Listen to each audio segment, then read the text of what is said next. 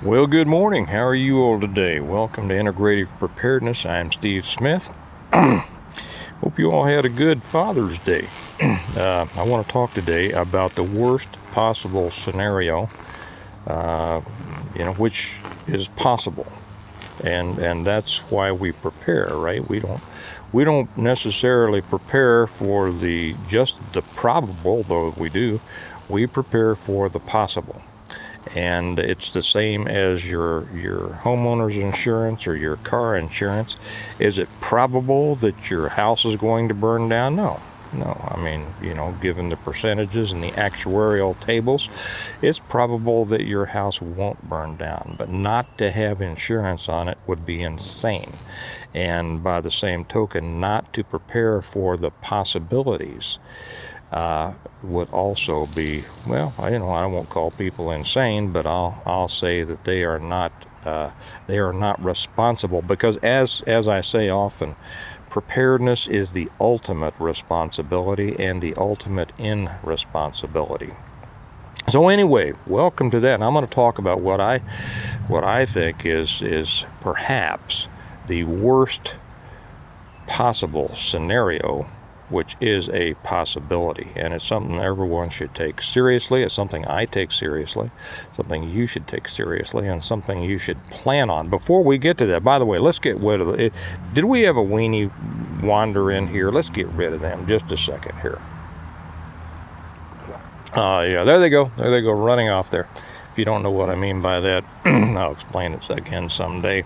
We have people occasionally that will wander by here and complain about the fact that I gulp my coffee too loud, and it's become a funny thing.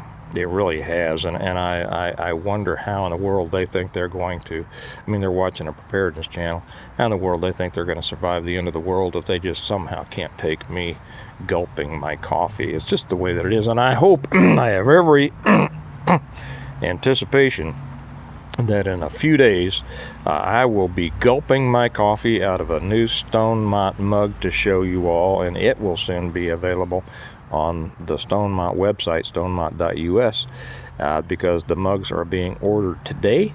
I've already completed the design. Yeah, I do all this stuff myself because I enjoy it. I always have. I'll talk more about that maybe on the Prepping for Prosperity channel, about the importance of vertical integration, being your own supplier. I don't know, maybe I'll do it here sometime. I don't know, we'll see. But anyway, yeah, I've already completed the design. The mugs will be ordered today. Who knows when they'll get in? Won't be long. And then they'll get printed, and I'll make them available to you and show you what they look like. The first bunch of t-shirts are being printed today. They are nice, by the way. I know I'll take a couple of minutes here for the people to tell you, all you Stonemonters, what's going on. These t-shirts, and they're available now on the website, again, stonemont.us, because I'm in business, and you all want them, and I love them. I love wearing them around. I have one on underneath my shirt here, but I'm not going to take off my shirt to just advertise. And they are beautiful. They are quality, have the highest quality in the t-shirts that I looked at, all the different t-shirts. And there's a company called Next Level, and because I had the colors that I wanted to choose, they're either golden soft style or this company called Next Level, and they make just premium t-shirts. You're going to love them. By the way, for those of you, I've already gotten in the first bunch of orders through the website. Looking forward to printing those out. Those will probably be printed today or tomorrow, and they'll be headed out to you soon. So there you are. Oh, and one last thing. Yes, you know what? The world runs on business. If we don't make money, we can't prepare, we can't do anything, and my business is preparedness, right? I have a company, Integrative Preparedness, and I write books. That's what I am, as a writer. And just a reminder for all of you, anybody who doesn't know, my books are available on Amazon. The link is down below, available either in paperback or in Kindle. And they're also available, let's get it over here, just there you can see it better. Yeah, I gotta lean over here. They're also available through our website, stonemont.us, link also down below, and you can get them directly from me. And there's a place in there if you'd like me to sign them. And say, Steve, sign this to me or my Uncle Bob. As I said the other day, I had somebody ask me to put a coffee stain on the page because I'm always drinking coffee, and Jim Wyatt, the main character, is always drinking coffee, and he says, would you put something catchy that Jim Wyatt would say and put a coffee stain on the sign page? And I sure did. I thought that was a neat thing to ask for. So those are available. If you haven't read them, they are the best series, I just say it. That's why I wrote them. I read some other books about preparedness, thought they felt short, and so I wrote a series. I wrote one book, and it became a series. And yes, I'm working on number 7, and I'm not going to try to go along with false humility here. They are great, and people all around the world say they are great. We've got people who have read through the whole series 5 times and keep learning. There's that much in these books in a great story. Everything that you need to know about how to prepare for, how to survive, and then how to rebuild after a total collapse of everything. That's what I'm going to talk about today. What is the worst possible scenario that could happen? And there'll be another moron that will come on and say, you took 5 minutes before you got to the point. And to which I respond, well, you want everything free in life, obviously. And I don't want you here anyway, because we've got the best group of viewers and commenters in YouTube land. And I don't want to dilute it with fools. What is the worst possible scenario? You know, and people are going to have different opinions about this, but I think this is one that maybe a lot of people haven't thought about. And to be honest, the preparation for it is going to be difficult, but it's simply a continual preparing, basic preparation and advanced preparation. And I talk about advanced more than I do basics. I figure everybody knows the basics, right? Food, water, shelter, protection, and people. That's it, okay? But you have to go way beyond that to really prepare yourself for the myriad of truly horrible things that can happen. And truly horrible things can happen. And they do happen. They happen all the time. They tend not to happen in the United States like they do around the world. They tend not to happen to the average person, but they do happen to people, you know. And this is where I think, you know, if you asked if the average combat veteran would tell the stories about the things that they saw and did, the average person, and I will say the same about city cops. And not just city cops, but sheriff's deputies all over. The things that we see are so horrible that the average person, if you tell the average person about them, 9 out of 10 will either not want to hear it or won't believe it. I mean, that's the truth. The average person cannot believe the horrible things that happen in the world. And those of us who have made our living dealing with those horrible situations know this. First off, we don't usually tell normal people these stories about the things. But if you do happen, you know, 9 out of 10 will either say, I don't want to hear it, which means they will not consider it. They will not consider it. So in their mind, it doesn't exist. Or they will simply say, oh, I don't believe that, which means to them it doesn't exist. That's a problem. That is a big problem, and that's why, you know, I believe the projection. It's not a statistic. It's just something that they came up with, the EMP Commission, that they figured that 9 out of 10 people would die in the affected area within the first 12 months after an EMP. I believe that completely. I think it might be higher. But there's something even more that makes it more horrible than that, and more critical than that, and I want to throw this out to you. Because this goes even beyond what's in my books, although I've started a new series, and I think maybe I might include this. Don't worry, I'm still working on number 7 of the Stonemont series. I'm about halfway done. I told you all not too long ago about this drill that they have coming up in the latter part of this month, June 2023, if you're looking at this later, and July. And I forget what they call it, but it's going to be a drill as if the grid goes down, okay, from a cyber attack. Not an EMP, not a CME, but a cyber attack. Now, if it's a CME, and that's a coronal mass ejection, it's going to happen exactly the way, as close as I can figure, and I've thought about this a long time, so I wasn't just guessing and throwing stuff at the wall and see what sticks. Besides, I've got a background of preparedness that goes back over 40 years, so I have a pretty good idea what would happen. But if a CME, my books are the greatest guide for you. What there's a possibility that I think is the most horrible situation is slightly different, and that is that they did shut down the grid, just shut it down throughout wherever they would want to, the United States, parts of Canada, Mexico, I don't know, however much they would do it. The people who run some of these things are insane and evil. So how do you even try to guess what they might do? Okay. And if I would think what wouldn't they do, I'd say, well, there's probably nothing they wouldn't do to get their way. And so here's what I think is probably the worst possible scenario, that they do shut it down. They just shut down the grid, okay? So they're not wiping out everything. They're not frying all the transformers like a CME would or an EMP. They're just turning them off. They're turning them off, and whether they would do this or well, let me not complicate this. Maybe I'll come back to that. Just turn it off, and North America goes dark. No electricity, no electronics, no anything.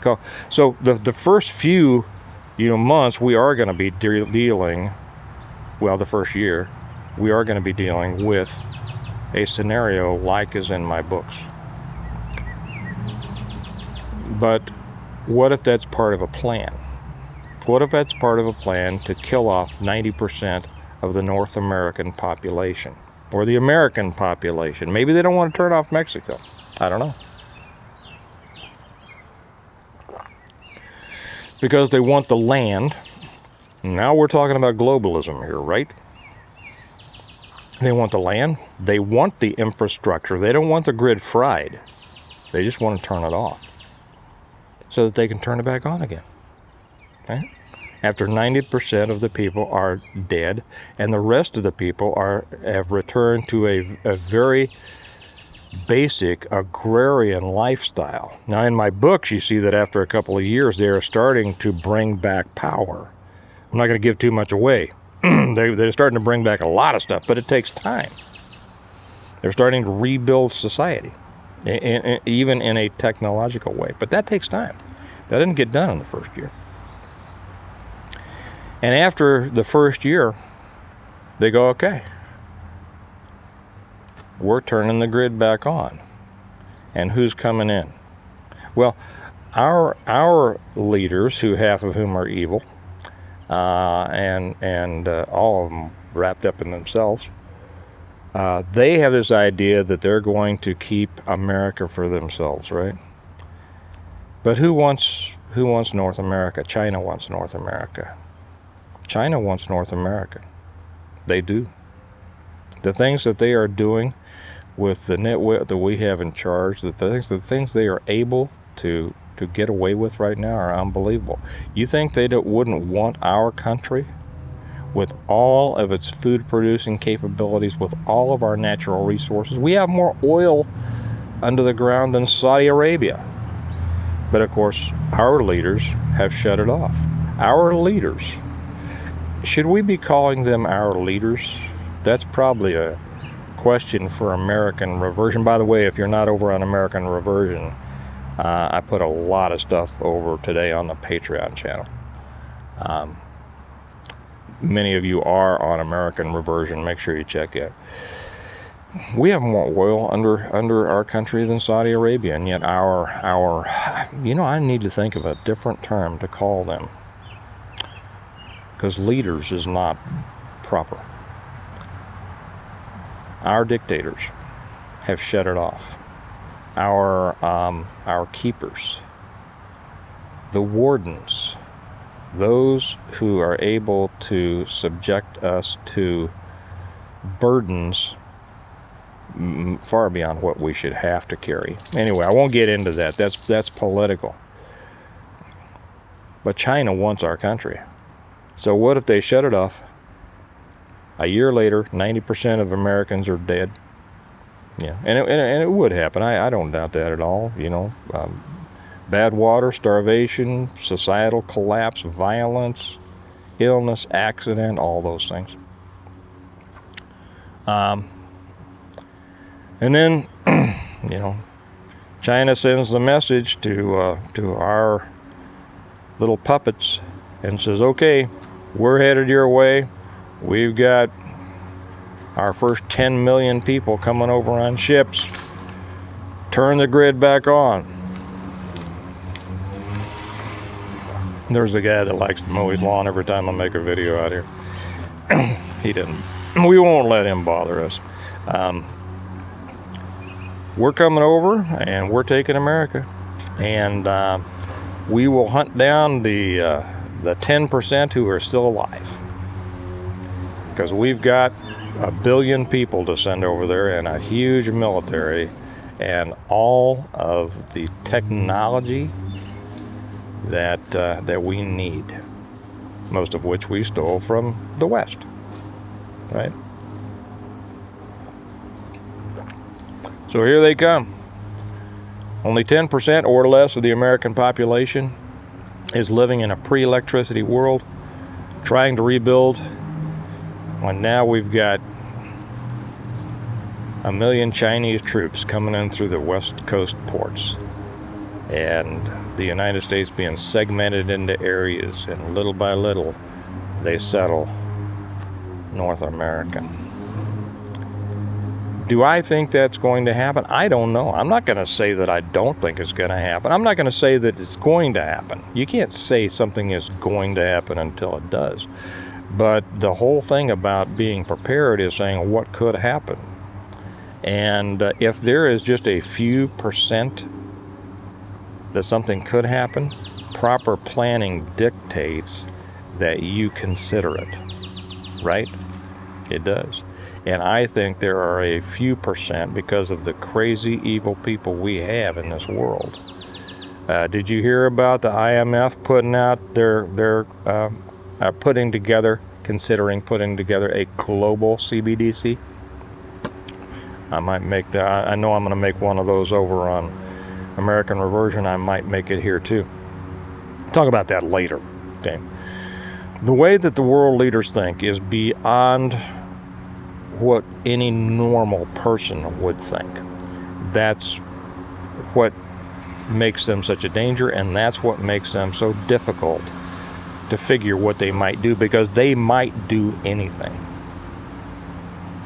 Seriously, they might do anything. And I can see that this would be a possibility. Now, how do we prepare for that? I don't know if I want to get into that, right? I mean, I do want to get into it. But that's probably a whole another video in and of itself. This one is about putting out that possibility. And where you start, of course, is in my books. Do everything just like I said in my books. Prepare everything you can now. Things are getting worse. Everybody knows that. None of your preps are going to be wasted. None of your preps are going to prove to be, not beneficial to you. Whether it's buying the food that, as inflation keeps driving up the prices, you're going to save money on that. Whether it's being able to be self-sufficient as far as water and food and defense and everything. Everything you do is going to pay off. If you do a little bit, it's going to pay off a little bit. If you do a lot, it's going to pay off a lot. And everybody should be doing everything they can right now to prepare in every way they can, because there are just too many. This house of cards just has too many cards, any of which could fall at a moment's notice and bring down the rest, right? Okay, I just wanted to put that scenario out to you and get you thinking about it, because I think that is a real possibility. And since we are I have to think of the right term to say here. I don't know. Since we are controlled to a great extent by globalists, we have to look at these things through a globalist eye, understand that we are not important to them and we are disposable. As a matter of fact, we are a big pain in the ass to them, and they would prefer we not exist, and we need to prepare for that. And I think the scenario that I just put down was a possibility. Y'all probably might want to start thinking about that. I'll be interested to hear what you have to say about it. Especially the folks over on Patreon. By the way, I didn't even mention that. If you're not with us on Patreon, we have I'll use a term that I don't really like, a robust. I can't stand that term. But anyway, we have just an exceptional Patreon community on the Patreon channel. That link is also down there. I put a lot of stuff on the Patreon channel that I don't put here. And we have some real subject experts over there that if you want to learn a lot beyond what I share with you, you're going to learn a lot. And it'll be the best $1 a month you ever spent. You can join a higher level if you like, but a buck a month gets you in the door, and get you almost all of the content over there. Okay. Actually, there is something coming for the Stonemont level, the $5 a month level. I'll tell you in a few days, maybe. Okay. But again, if you want to know how to prepare, again, my books available on Amazon: The Reversion, The Revival, The Renewal, An Appeal to Heaven, The Blessings of Freedom, and Hostages to Fortune. They are available either through Amazon in paperback or Kindle, or through my website, stonemont.us. Links down below. And the t-shirts are up there, and they are just beautiful. I will have some real ones to show you here in a few days, and I will show you. Those of you who have already put in your orders for the t-shirts, those will be shipping out in the next couple of 3 days, and I know you're going to love them. I know you're going to love them. Okay, you all have a good day. Remember that we prepare well today in order to live well tomorrow. Get out there and do something. I'll talk to you later. Bye-bye.